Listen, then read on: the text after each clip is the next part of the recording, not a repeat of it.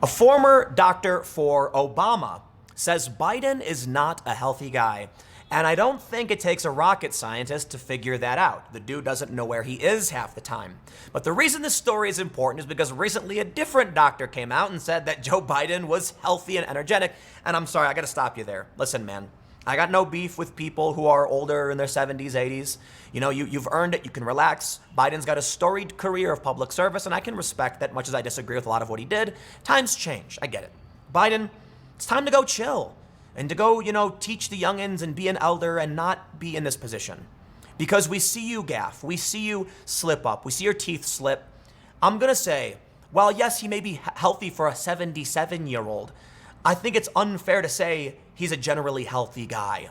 And now we have this story. Lots of issues. Former Obama doctor says Biden, not a healthy guy. Did we really need a news article about this? Yes, we did. You know why? Because we live in a world where the media is going to pretend like Joe Biden is of sound mind. Sorry, but you know what I will tell you? I can really see the unity coming together between left and right on issues like this. Cenk Uygur of the Young Turks tweeting something's wrong with Biden. At the same time, you'll see conservatives at the watching the debate tweeting the same thing. And we can all come together and hold hands around the idea that Joe Biden is unfit to be president. You want to have an argument about Trump? By all means, go and do it. Today, we're talking about Joe Biden. They report, former President Barack Obama's once longtime doctor said the medical records Joe Biden's campaign disclosed are concerning and incomplete. He's not a healthy guy, Dr. David Shiner, who was Obama's personal physician for 22 years before he became president, concluded after reading the records. He's not in bad shape for his age, but I wouldn't say he's in outstanding health.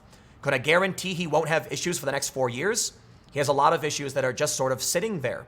And then you got to take into consideration that Biden would end up being, 82 years old when he ran for re-election. There was a rumor going around that Biden was going to run for one term just to get rid of Trump and pave the way.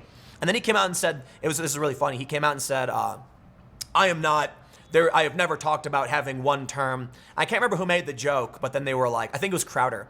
Maybe it was Crowder. I don't remember, but they were like, yeah, I don't think you'll get one term either. And I'm like, oh, bazing. But anyway, Joe Biden's an old dude. He gaffes. Let's just keep reading. A 3-page letter from Biden's physician concluded the former vice president is a healthy, vigorous 77-year-old. Yes, he's healthy and vigorous for a 77-year-old. That is fit to be president. Now, that I disagree with. But the letter also revealed Biden receives treatment for an irregular heartbeat and high cholesterol, and that he deals with acid reflux and seasonal allergies. Yeah, oh, come on. Acid reflux and seasonal allergies? Get out of here. It noted his already known history of aneurysms and that he took blood thinners. I think Trump is on certain medication too for cholesterol. The details from the letter made Schreiner, 81, concerned about Biden's potential for strokes.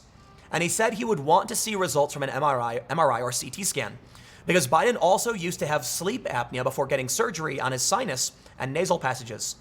Schreiner said he would also like to review the results of a sleep study. Joe Biden is not going to do any of that. Joe Biden is going to run, and I think it's fair to say at this point, I understand we're kind of far out. We'll see what happens. I kind of feel like Biden's not going to make it. I don't think he'll be the nominee. I think it might be Buttigieg. Buttigieg plays up that same base. Buttigieg is courting the big billionaire, dollars, the big donor, the big Democrat donors, and he's a young buck. He's a young dude, or I say he's much younger, and he's got the similar line to Biden. He's like their plan B, and he's been doing well in the polls. I think you're going to see a big push. All of a sudden, MSNBC and CNN are going to be like, wow, Buttigieg's really starting to shine. And they're going to say his name a million times to make sure he pops up in the polls. But that's just my speculation. Let's keep reading.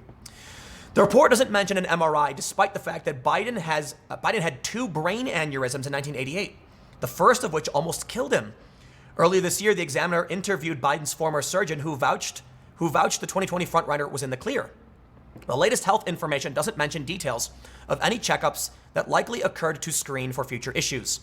The report also included mention of surgeries that hadn't been previously disclosed, including one for an enlarged prostate. He is 77, though. Previously, the public only knew Biden had received treatment for the disorder. Dr. Kevin O'Connor, who wrote the assessment, also stated that Biden had received multiple physical therapy treatments and surgeries for various sports medicine and orthopedic injuries, but declined to specify any further. I had no idea Biden had such a history. My goodness gracious. He's got a lot of history, Shiner said. Biden's last medical records disclosure from when he was Obama's running mate in 2008 was 49 pages. He has faced speculation this election cycle about his age and mental capacity, including from President Trump, who has said Biden is not playing with a full deck. And you know what? Trump is right. Look, man, I'm not here to rag on Biden's career, to go back in time and dig up policies that made sense in the 80s that don't make sense today or that are offensive today.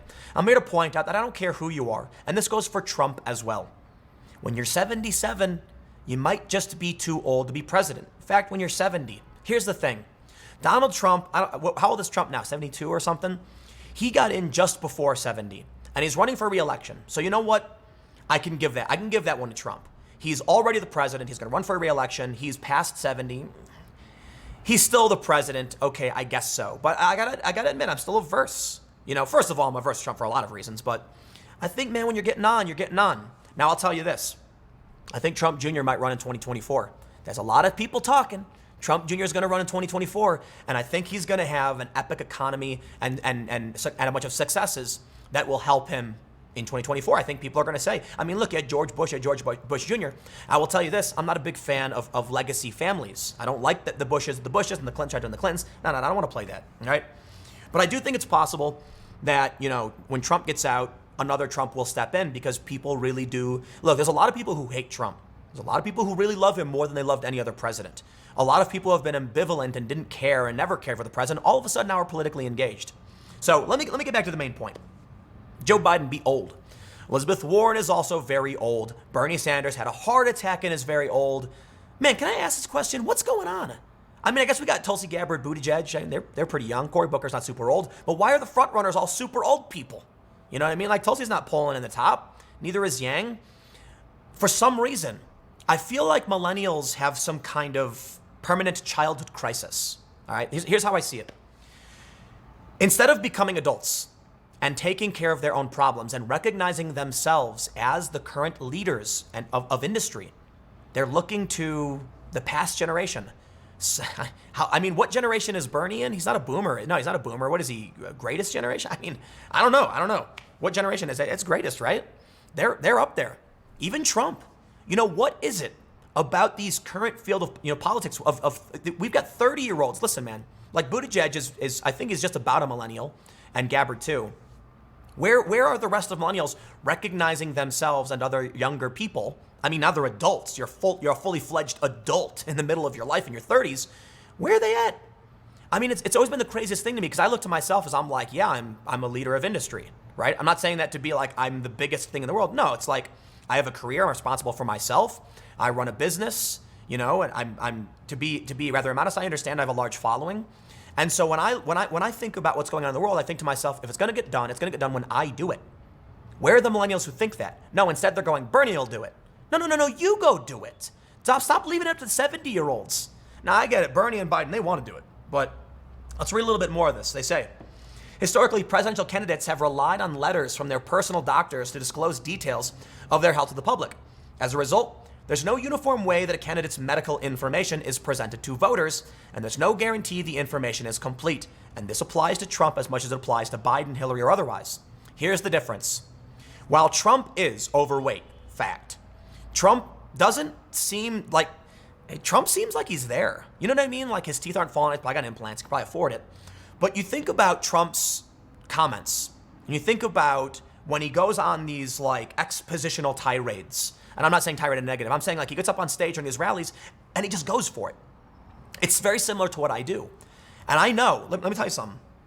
When I was doing this 2 years ago, I got better and better and better. I didn't used to do straight live reads with no script. A lot of people think I have scripts. I got no script. I got a news article. I read it and then I talk. I used to have talking points. And then over time, I got better and better. Trump, he's there. You can argue that he's got bad judgment and people try to claim he's mentally unfit. Well, I'll tell you what, man. Trump may be stupid, right? And I'm not personally calling him stupid. I'm saying you may look at what Trump is doing and think he's making bad choices because he's stupid. That's very different from being mentally unsound or unwell. So I'll tell you the difference between Trump and Biden. First, I would not want to vote for somebody who's in their 70s. No disrespect, but somebody's got to make it 8 years, all right? And I mean that, again, with all due respect. Donald Trump is crossing that threshold. He's crossed it. And he's running for re-election. That's a negative, all right? I wouldn't vote for Trump anyway, I know.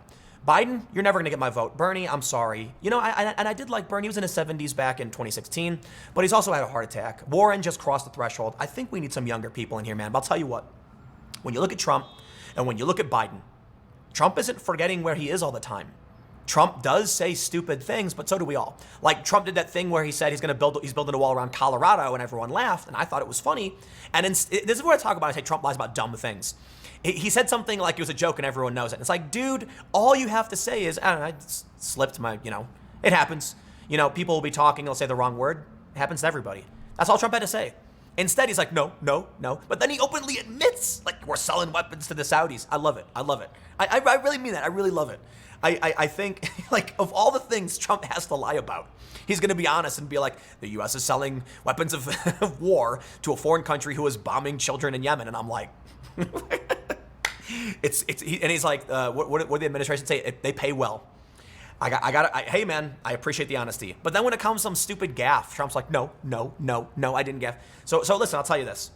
When Trump said Colorado instead of Arizona, I don't care. I've also slipped up and said stupid things in the past.